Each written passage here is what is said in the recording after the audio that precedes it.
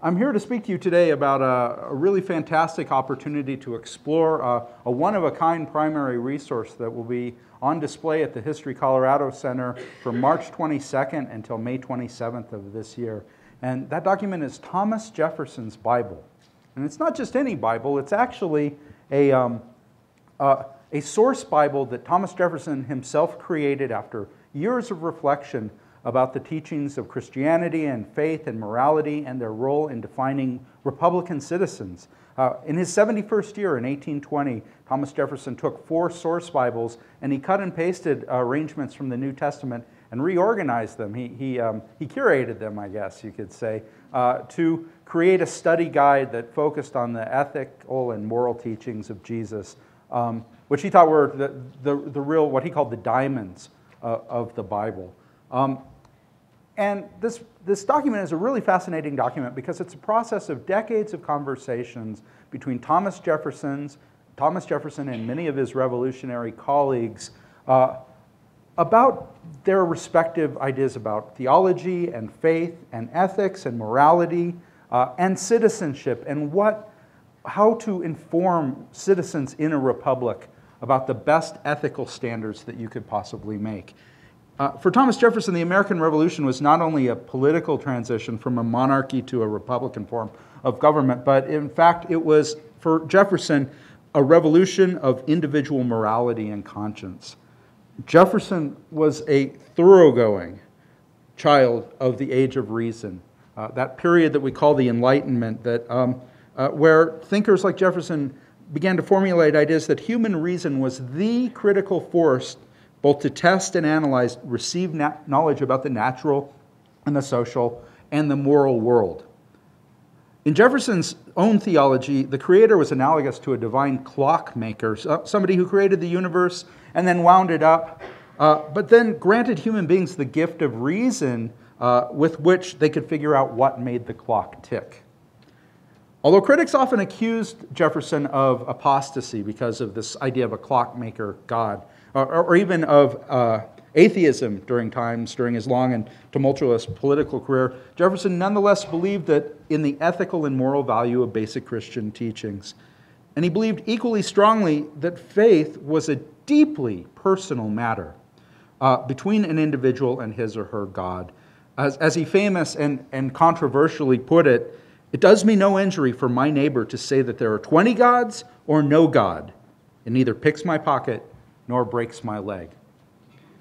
You can imagine how that went down. This guy was the President of the United States. Did I mention that? Can you imagine the President of the United States making a comment like that today?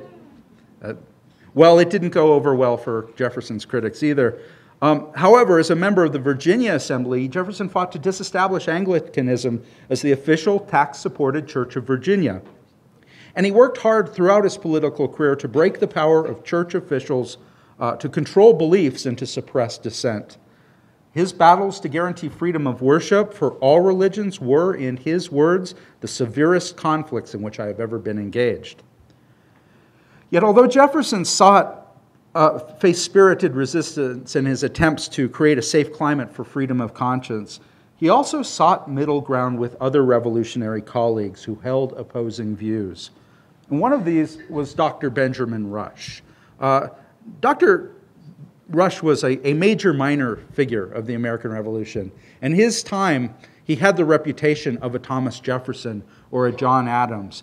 He was known as the foremost scientist and medical thinker in the American colonies and in the early United States. He was a Philadelphia physician and a science and an early abolitionist who was considered the foremost American medical mind of his time. And like Jefferson, Rush had served in the Continental Congress and co-signed the Declaration of Independence. And he was personally a deeply religious man, a man who was raised in the evangelical Christian tradition of the Great Awakening, who believed, in fact, that the American Revolution was the beginning of Christ's millennia, the beginning of a 1,000-year reign of peace and equality, who saw very spiritual meaning inside the revolution in a way that Jefferson, with his own views, really did not. And as colleagues, Jefferson and Rush spent many evenings discussing the nature of faith and moral philosophy in Christianity. And in later years, they continued their conversation through correspondence. As the Smithsonian curator Henry Rubenstein has noted, their discussions must have been contentious at times because the two revolutionaries held many starkly opposing views on issues such as slavery or the nature of religion. Yet such was their mutual respect for one another, as well as their mutual respect for the community of ideas, that they remained close, lifelong friends. Both believed in the right of religious dissent, and both opposed religious tests for voting or office holding. As Rush put it, America offered all of its power and offices to worthy men of every religion. And of great interest to both Rush and Jefferson was the role of faith and morality in the shaping of Republican citizens. Because Republican government derives its authority from the people, it served the nation's interest, both Jefferson and Rush felt, to cultivate citizens who adhered to the highest standards of ethics and morality. As Rush put it in a letter that he wrote to Thomas Jefferson, "I've always considered Christianity as the strong ground of Republican. It is only necessary for Republicanism to ally itself to the Christian religion to overturn all of the corrupted political and religious institutions of the world." Although, as you can imagine, Thomas Jefferson didn't quite see Christianity specifically as the only path to enlightened Republican citizens. But one remarkable component of their dialogue, at least by our standards, was their mutual desire to find common ground with each other despite their clear differences of opinion. It's not an overstatement to say that in Rush and Jefferson's political prime, the climate of politics was, if anything, more polarized and vitriolic than our own time. Can you imagine? Thomas Jefferson's predecessor, under Thomas Jefferson's predecessor, John Adams, the government tried to make it a federal offense to criticize government officials. And in response, Jefferson himself articulated the position that states could simply ignore federal laws that they found inconvenient. They accused each other of immorality. Jefferson accused, during the presidential campaign of 1800, Jefferson accused John Adams of moral corruption because he kept a billiard table in the White House. And of course, Jefferson's critics jumped all over him as an atheist and apostate. Yet despite this political tension, both Rush and Jefferson saw the value of religious teachings as an ethical guide to Republican citizenship. And both believed firmly in the separation of church and state in American political life. If they found fault in each other's creeds, Rush in Jefferson's cynicism about organized religion, and Jefferson with Rush's adherence to what Jefferson characterized as magical thinking and priestcraft, they were both willing to explore each other's point of view in a mutually respectful way, and when necessary, they agreed to disagree. Inspired by his discussion with Rush and other revolutionary intellectuals, Jefferson documented his own belief system while serving as third president of the United States in 1803. Some years after retirement from public life, in 1820, the former president created his own study copy of the Bible by cutting, reorganizing, and pasting passages of the New Testament into an 84-page booklet in English, French, Latin, and Greek. Keeping what he called the diamonds that emphasized the moral and ethical teachings of Jesus, while eliminating verses referring to miracles and other instances of what he termed as superstition, Jefferson used his book as a study aid for the remainder of his life. "I never go to bed without an hour or half an hour's previous reading of something moral," he told his physician. And many nights it was this document that he perused.